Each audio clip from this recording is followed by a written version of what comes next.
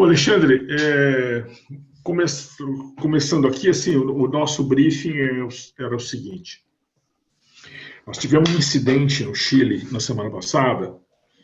Na verdade, começou na semana passada não, mas começou no sábado da semana anterior, que foi um ataque de ransomware no Banco Estado do Chile, que é o único banco onde que o governo do Chile tem. O nosso aqui tem outros, né? Você sabe, os estados, cada um tinha um banco, agora quase não tem.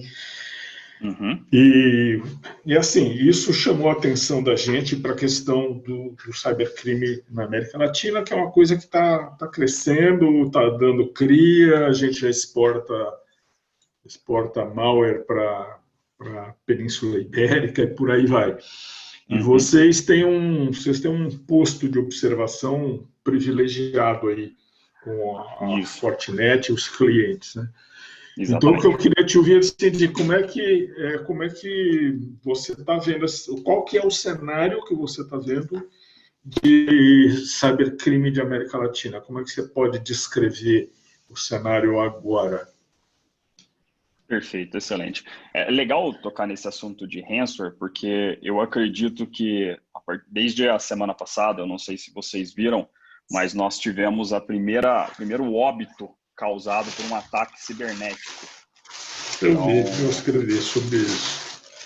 Exatamente. Isso foi um ataque que já foi identificado como um ransomware e aonde, na verdade, o alvo principal era o governo, né? Era uma universidade e que, de uma forma ou de outra, acabou afetando o hospital universitário. E um ponto interessante é que até mesmo os hackers, eles entregaram a chave de criptografia porque, segundo eles, foi um engano, né? Mas isso demonstra, mais uma vez, que o ransomware ele é um negócio extremamente lucrativo. Porque se a gente olhar 2020, a projeção de perdas com relação a ransomware, ela está em torno de 17 bilhões de dólares, só que isso mundialmente.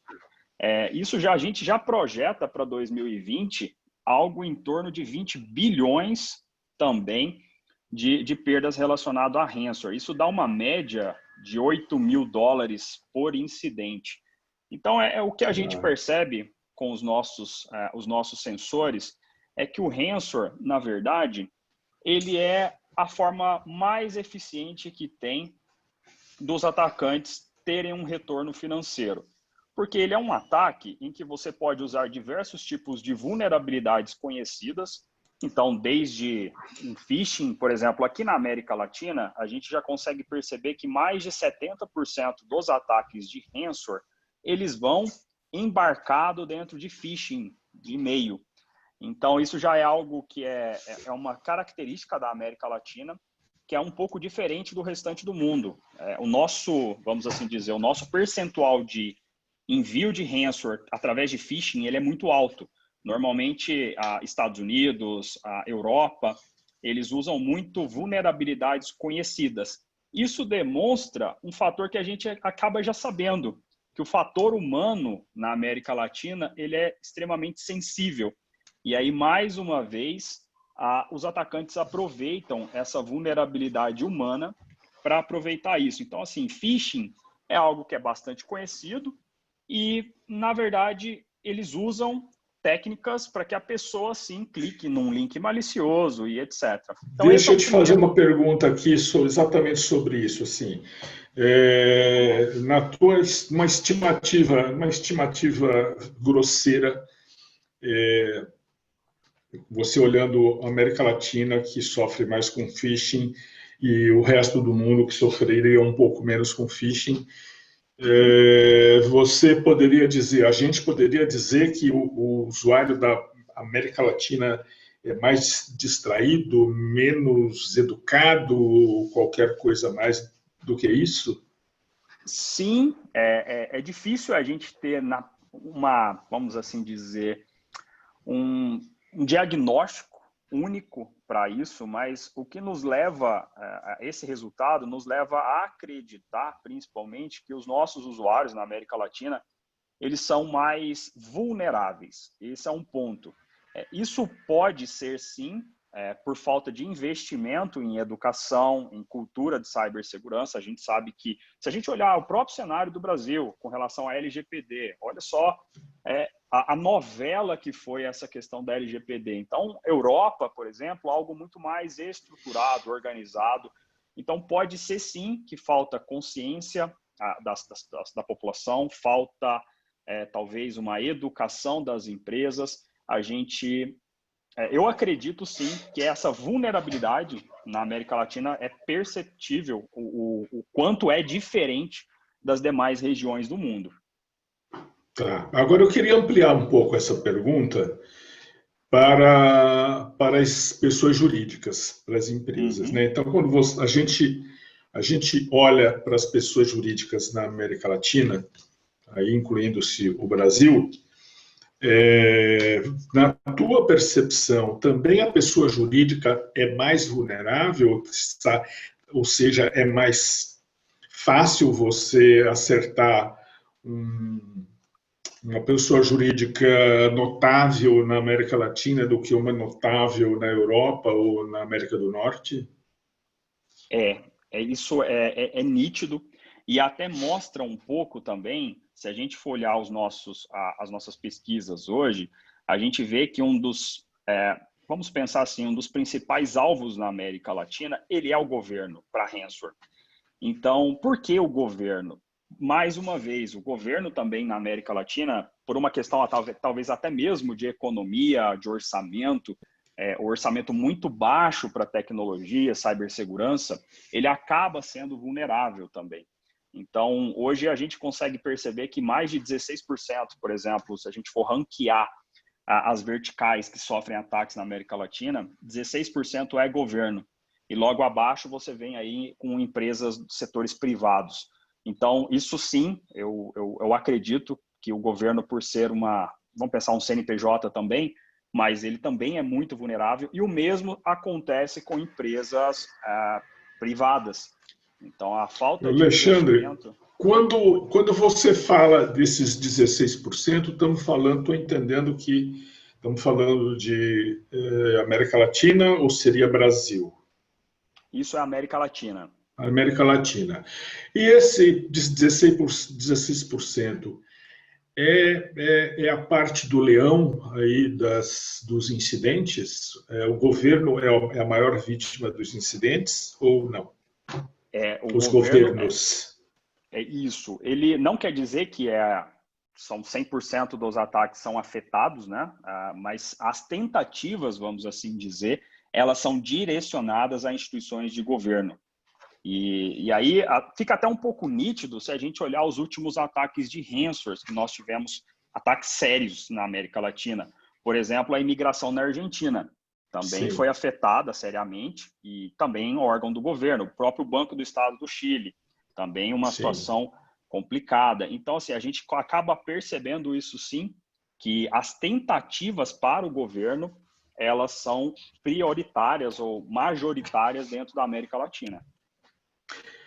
Agora, assim, a solução para o problema, solução tem, mas, vamos dizer, o usuário atrapalha e às vezes a empresa atrapalha. Quando você, como vendor, quando olha para um governo, seja estadual, seja municipal, federal, aqui ou fora daqui, na América Latina, qual que é a principal dificuldade para esse governo adquirir uma solução e se proteger adequadamente? Olha, falando em governo, com certeza é a aprovação de orçamento específico para a área de cibersegurança.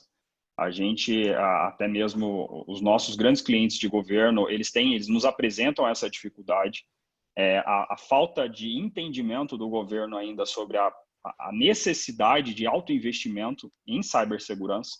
Então, muitos, vamos assim dizer, muitos órgãos do governo ainda, vamos pensar que abrangem cibersegurança como tecnologia da informação, algo específico de TI. E a gente sabe que hoje cibersegurança ela engloba tudo, independente de que área, se é desenvolvimento, se é programação, se é lançamento de um novo produto ou serviço. Então, ela tem que ser muito abrangente. E, normalmente, esses orçamentos eles estão dentro de um pequeno pedaço da área de tecnologia. E não, quando a gente olha, por exemplo, fora, cibersegurança, os orçamentos que eles têm aprovados, eles são orçamentos normalmente ligados à organização, à instituição, e não a um pequeno pedaço da área de tecnologia. Então, essa é uma diferença que a gente costuma ver muito com os nossos clientes que são governo. Eles nos relatam muito essa dificuldade de aprovação de orçamento. Entendi. Então, ou seja, se eu entendi bem, para os governos, a segurança cibernética, ela ainda não está separada da TI, e, além disso, eu estou entendendo que ela não se tornou ainda uma prioridade nem dentro de TI. Exatamente, exatamente. Se você for olhar outros governos, por exemplo, é muito comum que o orçamento de cibersegurança hoje seja de proteção nacional. Isso é algo completamente diferente de você ter um pequeno orçamento que compete com compra de servidores, por exemplo. Uma coisa é você levar a cibersegurança a um âmbito de proteção nacional, outra coisa é você ter uma parte ali para comprar uma solução específica de segurança. Então, você vê que até o foco, a prioridade, ela é diferente. Entendi. Quando vocês como vendedores estão vendendo para os governos, você diria que, em termos de proteção, a maioria deles está muito no começo, ou seja, eles estão no beabá, ou alguns governos já estão comprando soluções top de linha para se proteger? Como que é isso entre governos da América Latina? Isso vem mudando. O interessante é que agora sim a gente já começa a ver, por conta até mesmo das próprias legislações vigentes que o próprio governo instituiu, ele acaba sendo obrigado a ter um investimento alto também agora, mudar essa percepção, essa prioridade na área de cibersegurança. Agora, o governo ele investe sim. Normalmente o timing é diferente. Esse é o grande problema. Porque se você olha o ambiente privado, por exemplo, normalmente ele se protege com uma certa antecedência contra alguns tipos de ataques que talvez nem chegaram ainda, não é uma realidade para essa empresa. Mas o governo, normalmente, pela percepção que nós temos, eles investem, compram soluções top de linha, sem dúvida nenhuma, mas o timing é diferente. Normalmente, ele investe quando um problema aconteceu, e aí sim as prioridades mudam. Então, não é com relação, como que eu posso te dizer, não é se é uma solução melhor ou pior, mas sim o tempo em que ele vai fazer esse investimento. Entendi. Agora, assim, olhando para essas compras de governo, né, nesse cenário que você acabou de descrever para a gente aqui, se a gente olhar para um subset de problemas de governo, que é o subset da infraestrutura crítica, né? Portos, aeroportos, usinas e tudo mais. Como que seria esse cenário na comparação com o cenário de governo em geral? Qual que é a tua percepção? Isso anda mais rápido? Isso anda igual governos em geral? Ou anda mais devagar? Ou nem anda? Olha, eu diria que anda igual, só que a tendência, o que nós temos observado é que a tendência é, talvez, de alguma forma... Só um segundinho. Filho, eu estou numa ligação. Rafael, eu estou numa ligação. É urgente. Pô, desculpa. Meu filho está ligando aqui. Sem problema. O que é interessante é que hoje eu diria para você que eles andam juntos, mas a preocupação para o futuro ela está diferente agora. Então, quando a gente fala em infraestrutura crítica, a gente já começa a perceber uma preocupação maior com cibersegurança. até mesmo porque é uma mudança de paradigma muito grande. Era difícil a gente convencer vamos pensar um órgão de governo, de que uma subestação de energia poderia ser atacada e você poderia deixar metade da população sem energia por um bom tempo. Eles não tinham essa, vamos assim dizer, essa maturidade de entender que esse tipo de ataque poderia ocorrer. Mas com as experiências que nós vimos acontecer mundialmente, de infraestruturas críticas serem atacadas, e principalmente que a IoT ele vai ser, de fato, a nossa grande preocupação em cibersegurança a partir de 2020, 2021, esse vai ser o grande vetor de ataque, e essa infraestrutura crítica usa muito a IoT, aí sim, essa mudança de mentalidade ela tem que começar a acontecer. E a gente já percebe, mas hoje eles ainda estão investindo da mesma forma. Mas eu acredito que num futuro, talvez 2021, até mesmo pela pandemia, a gente percebeu que o Covid despertou muito essa questão da análise de risco do brasileiro. Quando a gente olha, por exemplo, outros países, eles já estão muito acostumados a lidar com alto risco. Então, por exemplo, treinamentos de incêndios florestais, por exemplo, a Califórnia, ou até mesmo a Flórida com tornados, etc. Aqui no Brasil, nós não tínhamos essa cultura do risco. E agora, com a Covid, essa mentalidade mudou de uma forma muito interessante. E aí a gente começa já, assim, quando a gente fala com um órgão de governo responsável por infraestrutura crítica, portos, aeroportos e etc., quando você fala para eles, olha, a possibilidade de um cyberataque parar o porto XYZ, que inclusive aconteceu recentemente no Brasil, é real e eles acreditam. Antigamente, era muito difícil esse convencimento. Entendi. Descendo também um pouco mais aí nesse nosso funil de governo, com relação à ciberdefesa, com relação ao preparo de forças armadas, eu imagino que vocês tenham também alguns clientes, né? O que é possível falar sobre eles? Eles estão também evoluindo, estão conseguindo fazer compras ou andam também a passo muito lento, ou mais do que os governos? Eles estão evoluindo. Eu diria, talvez, que se nós fôssemos parar para avaliar, eu acredito que a questão de a Força Nacional, essa proteção ela é sim uma prioridade. Então, a gente já vê o Exército, Aeronáutica, Marinha fazendo investimentos, sim, em cibersegurança, até mesmo porque já existe dentro desses órgãos de governo linhas específicas para a segurança nacional. Então, eu acredito, pelo que eu tenho percebido desses nossos clientes, que eles estão um pouquinho adiantados perante o restante do governo. E é o mesmo cenário que você vê no resto da América Latina? Você tem uma percepção disso na América Latina também? Pelo que nós temos acompanhado, sim. Até mesmo é evidente, a gente tem algumas evidências de estudo, por exemplo, principalmente com os últimos ataques que aconteceram. Então, quando a gente olha, por exemplo, historicamente, e isso é algo interessante, porque a gente trabalha muito com inteligência artificial e Big Data para fazer essas estatísticas. Então, quando a gente olha todos os nossos sensores de ataques, a gente dificilmente vê algo concreto acontecendo em uma área de governo de segurança nacional.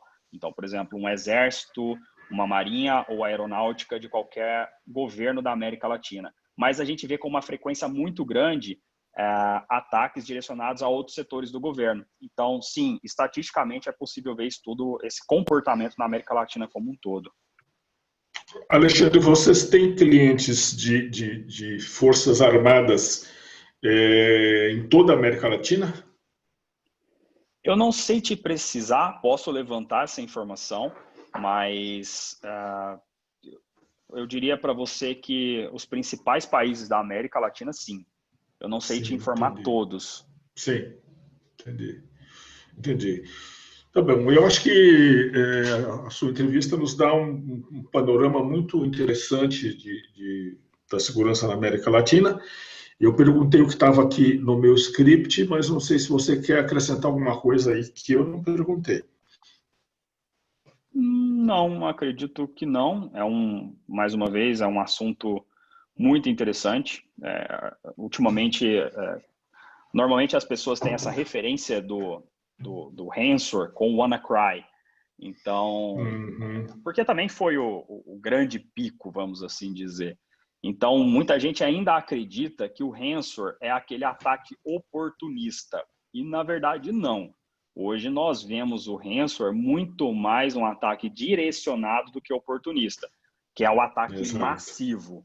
Então, por quê? Basicamente porque eles viram ali grandes fortunas. Se a gente olhar, por exemplo, até mesmo esses últimos ataques que aconteceram na imigração da Argentina e do Banco do Chile, a recompensa, ou seja, o pagamento da fiança, vamos assim dizer, para liberar os dados, eles são acima da casa de milhões de dólares. Então, é um ataque totalmente direcionado, não é algo que a pessoa, como foi o WannaCry, que a pessoa foi atacada porque simplesmente deixou de atualizar um sistema operacional. Não, a situação agora ela é diferente. Então, a gente despertando esse novo olhar das empresas, do governo, que Rensor ele não é algo oportunista, e sim é um ataque sério e direcionado, e que investimentos em cibersegurança eles precisam ser levados a sério, aí sim a gente começa a ter eu dizia, como que eu posso dizer, uma eficiência melhor contra esse ataque. Entendi, legal.